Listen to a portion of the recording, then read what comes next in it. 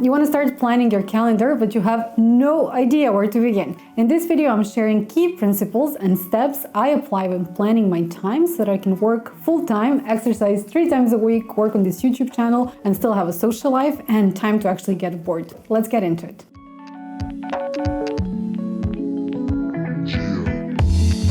My name is Jelena and I'm a VP of product in a cool startup during the work week, and on weekends I share my passions for personal productivity, product management and remote work on this channel. If this is something that you enjoy, please consider subscribing. So my friends, if you've been wanting to take more control of your time and start planning your calendar, I am so excited to share with you some of the principles I apply when planning my own week. I know it's weird, but I'm very passionate about planning my time. So the principles that I will share with you in this video help me work full-time, obviously, exercise 3 times a week, do coaching training, read 2 books every month, work on this YouTube channel, learn, socialize, and dedicate time to my long-term relationship. And actually, I even have time to get bored. Okay, so without further ado, let's get started. So step 1 in planning your time is to do a bit of alignment with yourself. So this is kind of reflective exercise. What this means is that if you're going to plan your time, the whole point is for you actually to be happy and satisfied. For me, honestly, this is the only reason to even think about planning your time. So if you have to force yourself into a schedule that is not necessarily aligned with what's important to you, then creating a schedule will feel like something that actually imprisonates you instead of liberating you to kind of live your life in a more conscious way. So the first principle I apply when planning my time is understanding how do I fill my own cup. So what this means is I get very clear on my priorities in life, basically all those things that truly matter to me and that I actually need to function as a human being, as a happy and satisfied human. I write down this as a bulleted list so that I can always reference it. So for example, in my case, my priorities are number 1, my health. And this for me includes sleeping at least 8 hours a night, doing strength training 3 times a week, eating well, eating healthy basically, and doing my daily 10K step walk. All these things that I just mentioned are really important to me to actually function well in my day-to-day, both physically and mentally. If I don't have all these things including in my schedule, I'm going to be in a bit of a trouble. My priority number 2 are my relationships. So this includes my actual relationship, then this includes relationship with my family and my friends, and I obviously want to have these integrated in my schedule to feel as a balanced human being. My third priority is my work, of course. I really care about my career as a VP of product, and I also care about this project on YouTube that you're currently watching, and this is basically kind of a way of me trying to build my own business. And my fourth priority is my personal development. So this involves all the learning that I have to do to improve my skills, reading, the coaching, the psychotherapy, all the things that I'm doing to expand who I am and to expand my skill set. So the idea is to get clear on what really matters to you so you can be balanced in your life. I absolutely do not subscribe to the hustle culture and working 100-hour weeks. I don't really think that's the purpose of life. It's just not what I'm about at all. I really care about leading a balanced life and can accomplish it in multiple areas in my life, different things. So I plan my own schedule to maintain my own mental and physical health and still get things done. That's important to me. Now this might be a bit different for you, so that's why you should make a list of priorities to understand where you are. So once you made your list, you can move on to the next step. So the next step is doing the inventory of your time. What I invite you here to do is to identify your peak performance time. The peak performance time is the time during the day when you're the most focused and energized. The point of identifying the peak performance time is so that you can schedule tasks that require the most focus and energy during that time. So when you're at your best. I, for example, am the most focused and energized from 10 a.m. to 2 p.m.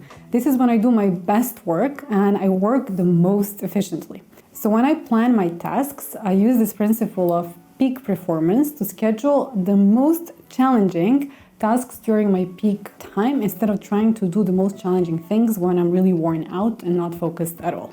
I'm also the least focused in the afternoons and evenings. Guys, I'm like so worn out, it's not even funny. So what I do is that I'll schedule tasks that don't require too much mental effort during this time, so in the afternoons and evenings. So for example, I will go to the gym at 3 p.m. I do most of my meetings and admin tasks in the afternoon and evenings.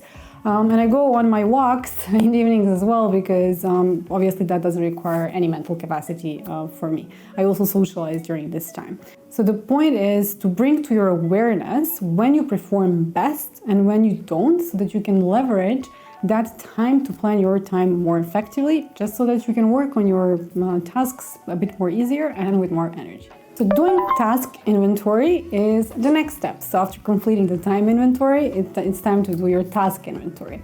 So when I'm doing task inventory, I like to brain dump everything that I will need or want to do in a given week. So this will include work tasks, personal tasks, my side projects, all of it just goes outside of my brain on a piece of paper or in Notion, whatever. I just kind of brain dump it, what I need to get done. And then I like to group all the things listed into the following buckets. So these are my buckets. Obviously your buckets can be somewhat different, and that's totally fine. I'm gonna just share mine for inspiration. So I have a personal bucket that includes exercising, sleeping, coaching, all these things that are personal and important to me. Then I have tasks, all the things that I need to do for work. Then I have my side project bucket, all the things that I need to do for this YouTube channel. Learning includes all the things that I'm learning about, be it courses, different trainings, reading, improving skills, whatever. Then I have meetings, and finally socializing. I like to use these buckets to create labels in my Google Calendar so that I can understand just from looking at my calendar at a glance what category does each task belong to on my calendar. So now it's time for filtering those tasks. So once I have my list of tasks sorted into buckets, it's time to filter all the tasks through the Eisenhower matrix. So the point of this step is to understand which tasks are important and will need to be done urgently, and which tasks are important but are not that urgent. So important but not urgent tasks are usually tasks most of us tend to neglect. So such tasks usually involve long-term investments, such as exercising or learning a new skill or improving. While there is no urgency, these type of tasks actually move us forward. They might not appear as super critical, but that's what actually gets us to the next step. The Eisenhower matrix also helps identify those distracting and unimportant tasks that you should delegate or cross from your list entirely. It's just impossible to do everything, and that's why you should think about filtering through your task list. Eisenhower matrix also helps identify those distracting and unimportant tasks that you should delegate or cross from your list entirely. It's just impossible to do it all. That's why it's very helpful actually to filter through your list of tasks. I recorded a detailed video about Eisenhower matrix that I will leave linked in the description box down below. Anyway, the point is to filter through your task list because not all tasks are created equal. I think this is really helpful to bring to your awareness. Some things might seem important, but are actually not. Others might not seem important, but bring you 80% of the results. And that's what filtering through the Eisenhower matrix is all about. Scheduling is my favorite activity, meaning scheduling all the tasks on my Google Calendar. It's my honestly favorite part of the week because I feel like I'm doing a bit of a puzzle, and I do this every Friday. It's really fun ritual for me. So when I'm planning my calendars, when I'm inputting tasks on my Google Calendar, I use a method called time blocking. So this means that I will allocate each task on my list specific length of time. Now, I know that for most people, it's challenging to decide how much time something should take. I'm pretty sure there's a ton of you who want to be confused here. Oh, I'm not sure how long this will take. What do I do? So I have a solution for you. Use the Parkinson's law. So the Parkinson's law states that work expands to fill the time available for its completion. So this means, in very simple terms, if you allocate a task 2 hours to complete, you will actually get it done in 2 hours. If you allocate 3 hours to it, you will actually get it done to 3 hours. I'm 100% sure you've been in that situation where you have one task to do for the day and then somehow it ends up stretching all over your day, and where in fact it could have been done in literally like an hour or two. I've been in that situation so many times. So when you're deciding how much time to allocate to each task on your list, consider Parkinson's law. And I honestly also think it's best not to overthink it, but do a rough logical estimate of how long a task could take to get done. And I'd also recommend, for all the fellow perfectionists out there, I would also recommend to adopt the mindset of that things are better done than actually perfect. I've been practicing this mindset a lot in the last few years, and it has really helped me. If it happens that things end up taking a bit longer than you actually planned, and that's assuming that you're not procrastinating or getting distracted, then I would say just adjust the estimate. So either extend the time or move the task to another day. Of course, that can happen. But personally, I really try not to do this. So if I have to do this, usually it's because, if I'm really being honest, it's because I'm procrastinating or I'm just getting distracted. When scheduling tasks on my calendar, I take into account my peak performance hours, which we talked about earlier. This means that I will schedule mentally strenuous tasks early in the morning when I have the most energy and focus. So for me, that's 10 to 2 p.m. It's not really early in the morning, but from 10 to 2. So in the mornings, I will do mentally challenging work tasks. I will learn new skills or whatever else. I also prefer to eat my frog or complete the most challenging and important task of the day, kind of early in my day. I just like to get it out of the way. I just want to be done with it. So instead of risking to procrastinate and not getting it done at all, I just kind of like to do the most challenging thing first. And as I said earlier, I am the least productive in the afternoon and evenings. I just cannot get my brain to do anything meaningful. So it's hard for me to be focused during that time. So during those periods of time, I prefer to do my workouts, my meetings, all the admin activities, everything that doesn't require really much mental effort and focus on my end. And my mornings, guys, are to fill my own cup. So what that means is I love to start my day by reading and having a cup of coffee and journaling before I actually face the world and start working on my work tasks.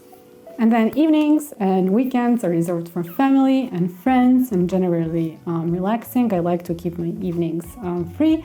I also love to do my 10K step walk in the evening before bedtime. And yes, I do my 10K steps almost every single day and I love it. It's the best thing.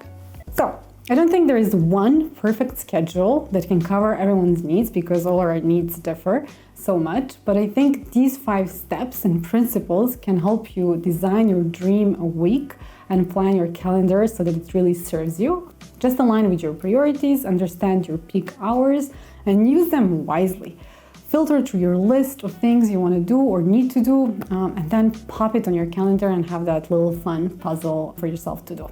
And play around with different schedules until you figure out what actually works for you best. It does take some trial and error. Again, I've been practicing this for a few years at this point, and I keep experimenting with it every week.